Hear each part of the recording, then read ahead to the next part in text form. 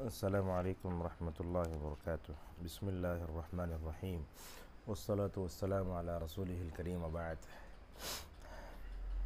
پھر اور ایک مرتبہ نماز فجر میں جو جن آیتوں کی تلاوت ہوئی ہے ان آیتوں میں تدبر کرنے اور اس میں امت کے لیے کیا پیغام ہے اس کی ریکارڈنگ کے لیے اللہ نے مجھے توفیق دی ہے۔ اسی کے ارادے اور اس کے مشیت سے کچھ چیزیں آپ کے گوش گزار کرتے ہیں۔ سورہ مائدہ سورہ نمبر 5 ہے، آیت نمبر 67 سے تقریباً 77 تک آیتوں کی تلاوت ہوئی ہے۔ آپ جانتے ہیں کہ قرآن میں جو صورتیں ہیں 7 لمبی صورتیں ہیں۔ اللہ کے نبی صلی اللہ علیہ وسلم نے فرمایا جو آدمی 7 صورتوں کا علم حاصل کر لیتا ہے فہو حبر، تو وہ عالم بن جاتا ہے۔ انہی 7 صورتوں میں ایک صورت ہے سورۃ المائدہ۔ المائدہ کہتے ہیں ایسا دسترخوان جس پر کھانا رکھ دیا گیا ہو، چن دیا گیا ہو۔ یہ صورت کی وجہ تسمیہ یہ ہے کہ حضرت عیسیٰ علیہ السلام کے شاگرد جن کو قرآن نے حواریین سے تعبیر کیا ہے، انہوں نے کہا کہ هل يستطيع ربك ان ينزل علينا مائدة من السماء، انہوں نے کہا کہ اللہ تبارک و تعالی ہم پر تیار دسترخوان اتر سکتا ہے کیا؟ تو اللہ تعالیٰ کی قدرت میں شک نہیں کیا، ایسے ہی ان کا مطالبہ تھا۔ تو اللہ نے کہا انی منزلها علیکم فمن یکفر بعد منکم فانی اعذبہ عذابا لا اعذبہ احدا من العالمین، میں اتاروں گا اسے، اتارنے کے بعد جو ناشکری کریں گے ان کو سخت عذاب دوں گا۔ ابن عمر رضی اللہ عنہما فرماتے ہیں کہ جیسا کہ ابن کثیر نے نقل کیا ہے کہ وہ دسترخوان اترا، 3 لوگ ایسے ہیں جن کو سخت عذاب ہوگا، اس میں سے وہ لوگ بھی تھے جن دسترخوان اترنے کے بعد بھی انہوں نے اس کی تصدیق نہیں کی۔ تو اسی کی طرف یہ صورت منسوب ہے، ربنا انزل علینا مائدۃ من السماء۔ اس صورت سے متعلق حضرت عائشہ رضی اللہ عنہ کا یہ قول بھی ہے جس کو علامہ شوکانی نے نقل کیا۔ وہ کہتے ہیں آخر ما نزل من الحلال والحرام سورۃ المائدہ، کہتے ہیں کہ سب سے آخری میں یہ صورت اتری ہے حلال و حرام سے متعلق۔ تو اس میں جن چیزوں کو تم حلال سمجھتے ہو حلال سمجھو، اور جن کو حرام سمجھتے ہو حرام سمجھو۔ آئیے انہی صورت کی ایک 10 آیتوں میں سے متعلق کچھ چیزیں آپ کے سامنے بیان کرتے ہیں۔ سب سے پہلے اللہ نے کہا یا ایھا الرسول بلغ ما انزل الیک من ربک، کہا اے رسول آپ پہنچائیے جو آپ کی طرف بھیجا گیا ہے۔ قرآن میں آپ دیکھیں گے اللہ تبارک و تعالیٰ نے نبیوں کو نام لے کر پکارا، کبھی کہا یا موسیٰ، کبھی کہا یا عیسیٰ، اس طریقے سے یا آدم یا داؤد، مگر اللہ تبارک و تعالیٰ نے رسول اکرم صلی اللہ علیہ وسلم کا نام ذکر نہیں کیا۔ کبھی کہا یا ایھا النبی، کبھی کہا یا ایھا الرسول۔ یہ ادب ہے، اللہ تعالیٰ خود اپنے نبی کا ادب فرماتا ہے۔ تو لہذا علامہ ابن کثیر کہتے ہیں کہ اللہ کے نبی صلی اللہ علیہ وسلم کو یا محمد کہہ کر نہیں پکارا، بلکہ کہا یا ایھا النبی یا ایھا الرسول، نبوت اور رسالت کے وصف سے پکارا، تو یہ ادب ہے۔ لہٰذا جب بنو تمیم کے گوار قسم کے لوگ جو کھیڑے سے آگے تھے، انہوں نے اخرج الینا یا محمد کہا، تو اللہ نے سورہ حجرات میں تنبیہ فرمائی، کہا ایسا کرنے سے تمہارے اعمال تباہ و برباد ہو سکتے ہیں۔ آج بدعی طبقے کو دیکھتے ہیں، مسجدوں میں بھی یا محمد لکھ لیتے اور اسی طریقے سے وہ لوگ یا محمد کہتے پکارتے ہیں۔ اور اب دیکھتے ہیں صحابہ اکرام ماشاءاللہ اللہ کے نبی کا بڑا ادب کرتے تھے، کسی صحابی سے یہ آپ ثابت نہیں کر سکتے انہوں نے یا محمد کہا ہو۔ تو اللہ فرماتا ہے اے رسول، اللہ کے نبی رسول کب بنے؟ محمد ابن عبد الوہاب رحمہ اللہ کی ایک عبارت جس میں وہ کہتے ہیں نبی باقرا وارسل بیا ایھا المدثر، کہتے ہیں کہ جب سورہ علق اتری 5 آیتیں تو آپ نبی تھے، اور جب آپ رسول بنے تو اس وقت سورہ مدثر کی آیتیں اتاری گئیں۔ نبی اور رسول میں یہی فرق ہوتا ہے کہ نبی کو چیز دی جاتی ہے، رسول کو کہا جاتا ہے پہنچاؤ، قم فانذر۔ تو کہا جا رہا ہے یا ایھا الرسول کہہ کر آپ، اللہ تعالیٰ نے آپ کو جو بھی دین، جو بھی شریعت، جو بھی تعلیمات اللہ نے دی ہیں آسمان سے، اس کو آپ پہنچاؤ۔ اگر آپ نے اس کو نہیں پہنچایا تو گویا آپ نے اس کا حق ادا نہیں کیا۔ ماشاءاللہ اللہ کے نبی صلی اللہ علیہ وسلم جو ہے دعات کے سردار تھے، سید الداعین تھے آپ صلی اللہ علیہ وسلم میں دعوتی جذبہ تھا، اس سے پہلے کسی کے اندر پیدا ہوا بھی نہیں اور قیامت تک پیدا نہ ہو سکے گا۔ اور آپ صلی اللہ علیہ وسلم جو دعوتی جذبہ لے کر آئے تو وہ دعوتی جذبہ کسی کے اندر نہیں تھا، وہ ایسا ہمیشہ سرگرم رہتا تھا، اس دعوتی جذبے پر کوئی موسم جو ہے اثر انداز نہیں ہو سکتا تھا۔ اسی لیے اللہ تعالیٰ نے سورۃ الاحزاب میں آپ کی کئی حیثیتیں بتائی، کہا یا ایھا النبی انا ارسلناک شاہدا ومبشرا ونذیرا وداعیا الی اللہ باذنہ، آپ داعی الی اللہ ہیں۔ اس کے بعد ایک فدا دعوت کا یہ بتایا گیا کہ اللہ تعالیٰ آپ کو بچاتا ہے لوگوں سے۔ یہ جب آیت اتری تو اللہ کے نبی صلی اللہ علیہ وسلم کے کئی صحابہ حفاظت کرتے تھے، جس سعد رضی اللہ عنہ وغیرہ عائشہ فرماتی ہیں، جب آیت اتری تو آپ نے کہا یا ایھا الناس انصرفونی انصرفوا فقد عصمنی اللہ، لوگو اب تک تم میری حفاظت کرتے تھے، اللہ نے میری حفاظت کا ذمہ لے لیا، لہٰذا لوٹ جاؤ۔ لہٰذا اس آیت سے معلوم ہوتا ہے اگر ہم جو ہے دشمنان اسلام سے، لوگوں کی تکلیف سے بچنا چاہتے، دعوت کا کام کرنا چاہیے۔ ہندوستان آزاد ہوئے تقریباً 70 سال ہو گئے، مگر دعوت کا کام ویسے نہیں ہو سکا جیسے ہونا چاہیے۔ اللہ تعالی ہم سب کو اپنی ذمہ داری سمجھنے توفیق عطا فرمائے۔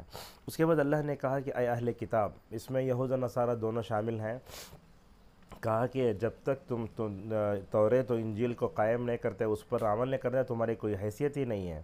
اس کے بعد کہا اگر تم اللہ کی طرف سے توریت و انجیل نازل ہوئی ہے، اگر تم جو ہے اس کی روشنی میں زندگی نہیں گزارو گے تو تمہارے اندر سرکشی پیدا ہوئی، کفر بھی پیدا ہوگا، لہٰذا آپ کافروں پر جو ہے مایوس مت ہو جائیے۔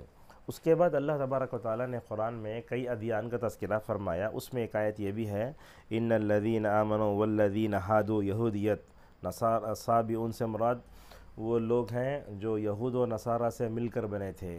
نصارہ ہیں تو یہ آسمانی مذاہب ہے جن کا تذکرہ اس میں ہوا ہے، اور سورہ حج وغیرہ مجوس کا ذکر بھی آیا ہے۔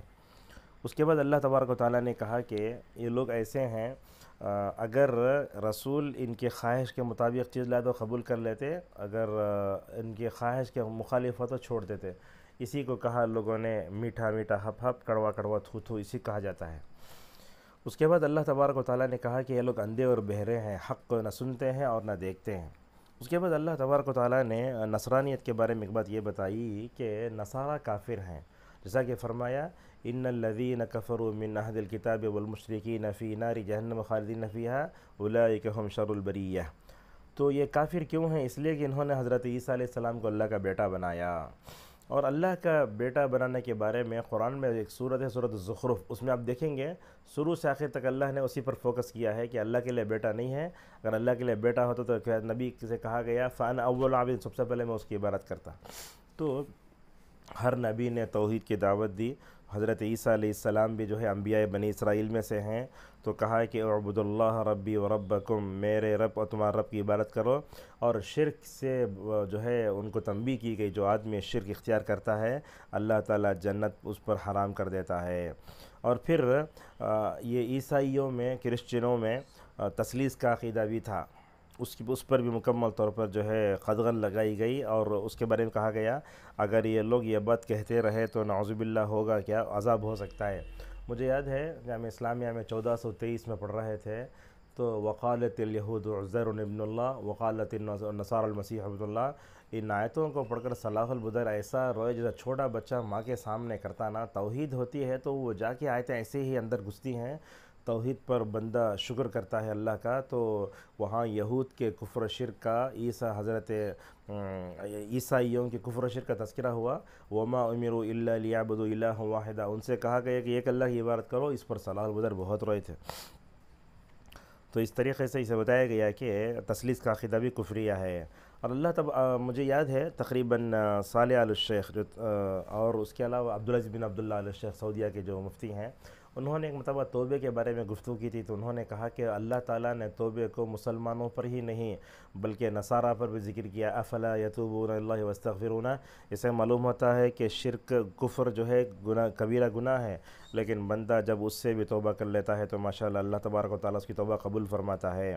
پھر اللہ تعالیٰ نے حضرت عیسیٰ اور ان کی ماں حضرت مریم علیہ السلام کے بارے میں کہا کہ یہ دونوں انسان تھے۔ قرآن کی حیا دیکھیے، یہ نہیں کہا کہ وہ قضاء حاجت کرتے تھے، کہا کانا یاکلون الطعام، کھانا کھاتے تھے۔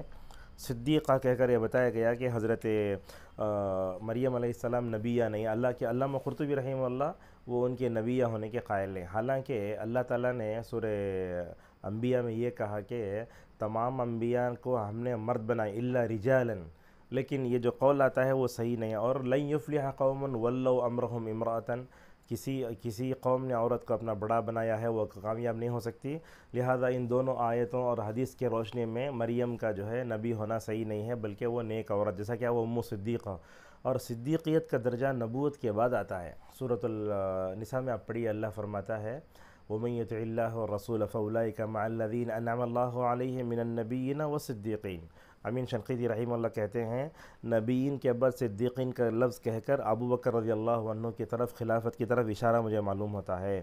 لہٰذا حضرت مریم علیہ السلام دنیا کی باکمال خواتین میں سے ہیں، یہ ان لوگوں میں سے ہیں جن کو شیطان نے چھوا نہیں تھا۔ ان کی ماں کا نام حنا تھا، جب وہ پیٹ میں تھی تو دعا کی تھی اعیذھا بک وذریتھا من الشیطان الرجیم۔ ابو ہریرہ کی روایت آتی ہے اللہ کے نبی صلی اللہ علیہ وسلم نے فرمایا جو ہی بچہ پیدا ہوتا ہے شیطان اسے انگلی کرتا ہے الا مریم وابنھا، تو مریم اور اس کے بیٹے کو چھوا نہیں ہے۔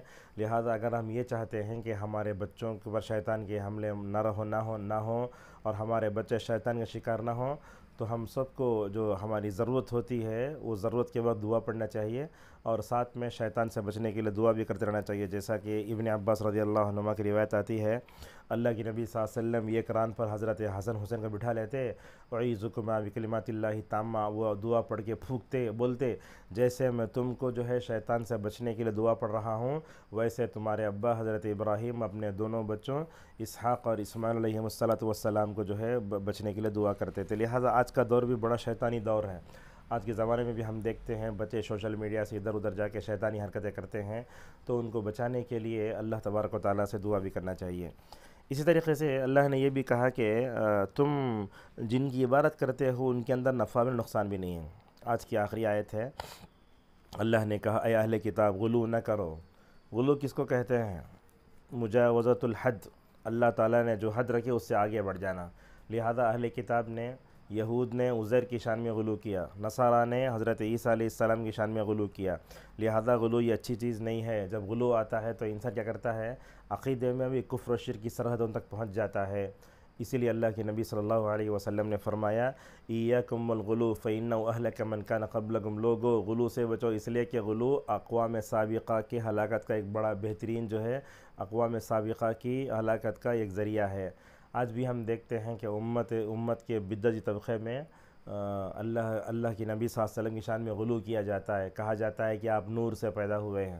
بعض لوگ کہتے ہیں کہ اللہ کے نبی صلی اللہ علیہ وسلم کا سایہ نہیں تھا، بعض لوگ کہتے ہیں کہ اللہ کے نبی صلی اللہ علیہ وسلم عالم الغیب جانتے تھے، لہٰذا آپ نے کہا لوگو میری شان میں وہ غلو مت کرو جو حضرت عیسیٰ علیہ السلام کی شان میں نصارہ نے کیا، بلکہ تو انہوں نے حضرت عیسیٰ کو اللہ کا بیٹا بنا دیا، لہٰذا تم مجھے یہ کہو کہ میں اللہ کا بندہ اور اس کا رسول ہوں۔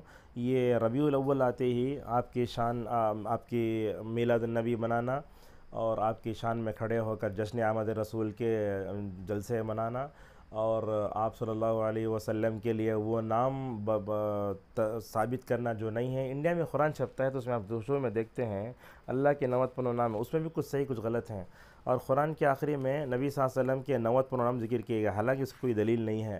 لہذا اللہ تعالیٰ نے رسول صلی اللہ علیہ وسلم کو جو مقام و مرتبہ دیا تھا وہی دینا چاہیے۔ وہ آپ صلی اللہ علیہ وسلم کی شان میں غلو کرنا ایک گستاخی ہے۔ اللہ تعالیٰ ہم سب کو ان آیتوں میں جو اہم پیغامات ہیں اس پر غور کرنے کی توفیق عطا فرمائے۔ وآخر دعوانا ان الحمد للہ رب العالمین۔